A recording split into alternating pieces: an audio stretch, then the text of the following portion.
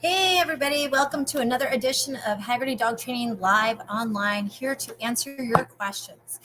So we've had a few questions this week. I know there was one question that came in last week that we didn't answer because I wasn't online, and I apologize. That question comes from one of our students, and it is regarding his dog Hope, a lovely chocolate lab. And he writes in and says, Hope fell in the pool at the beginning of the summer, and ever since then, I can't seem to get her back into the pool. Do you have any suggestions? There are a few things you can do. Put a lot of tennis balls in the pool because I know she loves to chase tennis balls. Sit at the steps, on the steps next to her, and just sort of coax her in.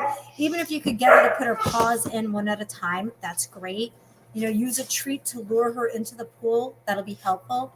She's a lab. I don't know how she does in the bathtub, but you might even want to start by just putting her in the bathtub and filling it up with some water and see how she gets used to that. And you do want to be careful because you never want to leave your dog alone outside by the swimming pool, especially as they get older. If you're not around, they fall in, they could drown. I've seen it happen. I actually knew a vet in South Florida where his dog, he had a Brittany, and she was much older, and no one was around. She fell in the pool and she drowned. Which was a tragic thing. So always, just like kids, watch your dog around the pool, and you really want to monitor them. And you want to monitor them if they're out there swimming with the kids too, because you never know what could happen. And you want to make sure the kids are safe and the dog is safe. Hey, Dawn, how are you? It's good to see you on here. Thanks for tuning in. Okay, what other questions do we have? Okay, so temperament test. This is a very important topic, because we have a dog right now we're working with, and the owner, the dog was purchased from a breeder, a good breeder, a well-known breeder. However, this dog has a temperament that, for their situation, I'm not so sure I would recommend it. Actually, I am sure I would not recommend this dog for this situation. And a question that the owners had not asked, because most owners don't know to ask this, is ask the breeder, did you do a temperament test on the puppies?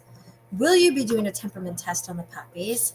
And you also want to ask which temperament test you did, are you planning on doing on the puppies? Breeders will have people come in that specialize in just temperament testing puppies. And this gauges the behavior and the temperaments of each puppy, because you're going to have your alpha, you're going to have your runt, you're going to have all different dogs of all different personalities and drives, etc., in each litter. So you want the temperament to be tested on your puppy before you bring it home.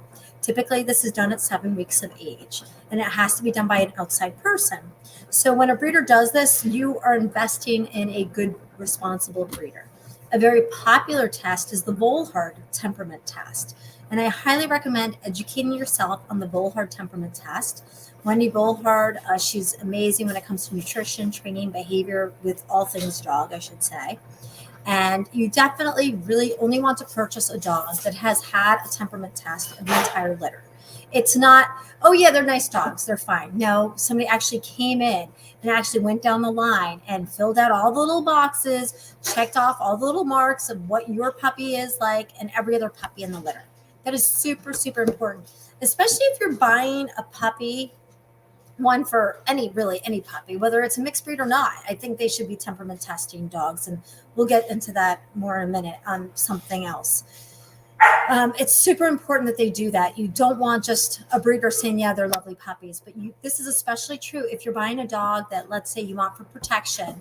You're buying a dog that is known to have like a dominant personality, or is a bit stubborn, or that has behaviors within the breed that makes them not right for all people. And that's super, super important. So be sure when you're buying a puppy that you ask the breeder, did you temperament test the litter, and which temperament test did you do? And will you send me the results of the temperament test? And by the way, today's National Dog Day. So happy National Dog Day. Hug your dog. And that brings me to my next comment, or my next thing that I want to cover, as far as, we see a lot of people, they have multiple dog households, and they think, oh, I'm going to get a puppy. Let me get 2 at a time. It's triple your trouble. I always say, take care of one dog, get that one dog straightened out, make sure all the problems are gone with that dog before you add another dog to the mix. You also want to be careful of adding a puppy to the mix when you have a senior dog. That is super important. I know somebody who recently, they have an older dog who's having some health issues, and they wanted to get another dog, but they were very smart about it. They brought in, a young adult who is about 3 years old.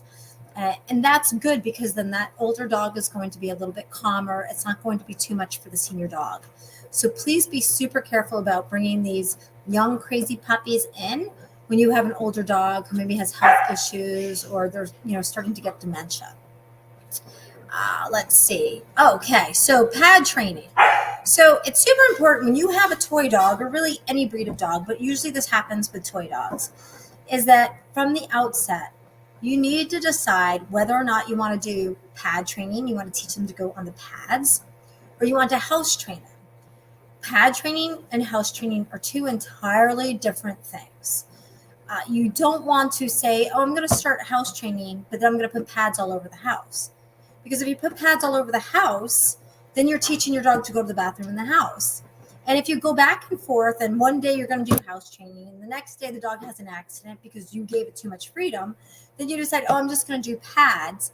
And then a week after that, you decide you're going back to house training. All you're doing is taking one step forward and 2 steps back. You're creating confusion in your dog, and your dog is never going to learn where they're supposed to go to the bathroom. It's just like when you are potty training a child. You don't say, okay, today you're going to wear the diaper. Oh, no. You know what? I'm going to put you on the toilet. No. Now you're not going to go on the toilet. You're going to go in the diaper. Make up your mind. If you don't know what you want your dog to do, you can't expect your dog to know what to do either.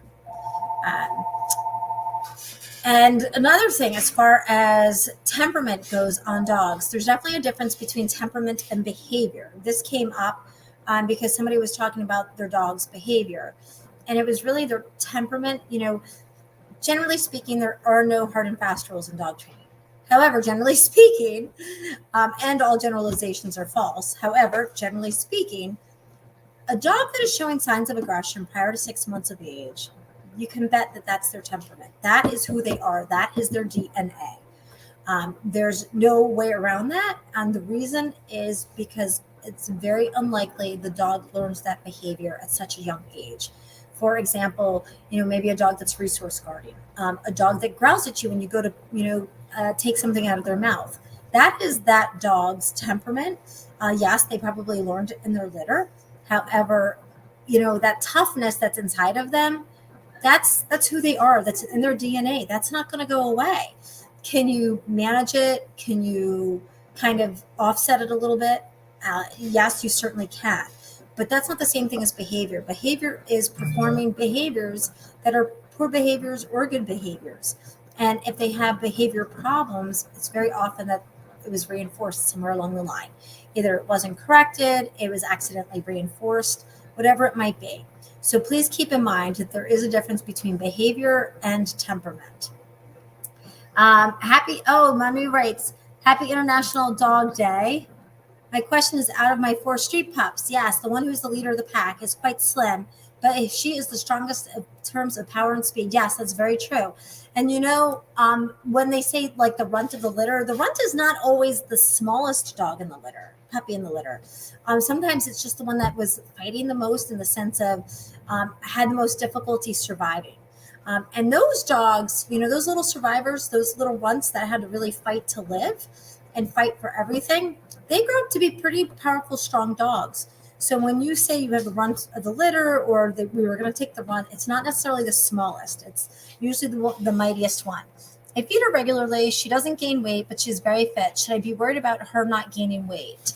My question to you, Manu, is, can you see her ribs? Is she very, very bony? There's nothing wrong with a dog being slender and being able to see maybe 1 or 2 ribs. You don't want them to look like they're starving. Some dogs just have a really high metabolism, so they eat enough and they just burn it off. I had a dog for 17 years, and he ate every 3 days. He wouldn't eat. I'd feed him. The 3rd day he would eat. And he lived his whole life. He was only sick 1 time in his life because my ex-husband had given him something he shouldn't have given him, a cooked steak bone. And he got sick. That was the only day in his life in 17 years that he was sick. And, he only ate when he was hungry. So if she's not gaining weight, depending how old she is too, you might want to check her for worms. If you could send me a picture, I'd love to take a look at her and see if she really is undernourished, and maybe she does have worms. I'm not sure how old your puppies are now, but definitely send us a picture and I can take a look at it for you. Let's see. We talked about multiple dogs, shy dogs. So we had somebody who called us up this week, and two other trainers had said the dog was very shy and not to keep the dog. And they were thinking about sending the dog back, but they wanted to get our opinion. Now, there are shy dogs and there are shy dogs. We have a dog that's graduating today who's a very shy, nervous dog, a little cockapoo, was a rescue dog. He nipped at a few people. After 3 weeks of day school, he loves coming here. He is so much more confident. He is a completely different dog. I have to say, it has been years since I have seen a dog that was so shy that you couldn't turn them around. There's a difference between, being so incredibly shy, you can't bring them out of it, where they're actually unsafe for themselves because the slightest sound will send them running. But it has been years since I've seen a dog like that. A breed that used to have shyness as a problem, which could become a very big problem because a lot of times they would bite out of fear, was the Belgian Malinois. And you don't really see that anymore in the breed. Shy dogs don't last too long. Shy dogs that are so temperamentally unsound, they do not stay in the gene pool. And therefore, you don't see them as often as I once saw them. And like I said, I haven't seen them in years. You can turn a shy dog around. You can turn them around with obedience training. You can turn them around with agility training. You can turn them around with all sorts of different exercises by teaching them, to just teach them more confidence and the ability to go out and survive in public without freaking out. And Manu writes, the puppies are 9 months old. The other 3 are reasonably chunky, but they can't stand a chance against the slim one. I haven't noticed her once even fall down, or get sick. If she's very strong and robust and, she's faster than all the other dogs and the little chunky ones can't stand up to her, or, they play with her and she backs them down or whatever it is that's going on with the 4 of them, I wouldn't worry about it. If she's the strongest physically, then I would not worry about it. She may have just a really high metabolism in and I appreciate the question. I'm glad that you're writing in. All right, what else do I have on my list? Okay, compliance. Listen to the trainer. Some days I don't understand, why do people pay us money to go home and not listen to us or go check Google? I think it's fine that people educate themselves. However, I tell everybody, whatever you're going to follow one methodology, follow one type of training, follow one trainer all the way through. Because you're not going to find all trainers agreeing on everything. And you don't want to treat training as a smorgasbord, okay? You do a little bit here and a little bit there and a little bit over here. You are fracturing the foundation that your trainer is trying to establish. So it's super important that you follow everything through. Otherwise, what's going to happen is you're going to do something that's going to contraindicate something else that's going to happen down the road. And you're going to actually fracture the foundation and have lesser results than you would if you followed everything through. It's super important. I had a lady that came into my group class yesterday. She said, I'm doing everything you told me to do. And I said, well, show me what you're doing. And she wasn't doing what I showed her to do. And then somebody else in class said, well, try this. And she said, oh, I'm going to do that. I'm like, well, okay. I don't agree with this guy's advice, but, if you want to try it, go for it. I just caution you, if you listen to too many people, you're going to get yourself confused and you're going to try something once. It's not going to work. You're going to try something else a second time and it's not going to work. And then you're going to try a third different thing and it's not going to work. Stick to one thing and you have to be consistent with it every single time. Be consistent and persistent. So one thing I want to share today, because I've been doing My Story Mondays on Instagram, and we are scanning tons of photos and old letters, a whole bunch of stuff. You all have to go to captainhaggerty.com. It's a website that is in the works and it's evolving into a huge website. But it's all different things about my dad. But this week, I asked Katie to give me some pictures of what she scanned today. This I'm going to show you. This is a scene from the movie Seamus. And I hope you can see it all right. There's Burt Reynolds. Oh, wait, no, Burt Reynolds is right over here. Everything's reversed. And this is Jai. And that's why I'm using this picture, because Jai was Bob Maida's Great Dane. Bob Maida is a good friend of mine. He's like a brother, uncle, cousin. I love him dearly. And that's actually Bob right there in the corner. Right there is Bob. Bob is an excellent, excellent dog trainer. I send him all of my aggressive dogs. And this is the set of Seamus. And Jai was Bob's Great Dane. And Jai is in the scene, and he has attacked Burt Reynolds. And if you get a chance and, it's a rainy day and you feel like watching an old movie, rent Seamus. It's a good movie. Burt Reynolds was a cop. And the movie came out, I think, in 1974 or 72. And there's my dad. They're obviously not shooting the scene right now. They're just taking a quick break. But I wanted to acknowledge this picture because it was Bob's birthday last week. So happy birthday, Bob.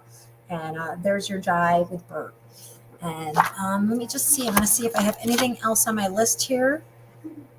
I think I've got everything. Yeah, I did everything. I just want to make sure there are no other questions. Sometimes questions post up. You guys post questions sometimes after we're not live anymore, so I don't see them right away. So I'll look again after this to see if there are any other questions that I can answer for next week.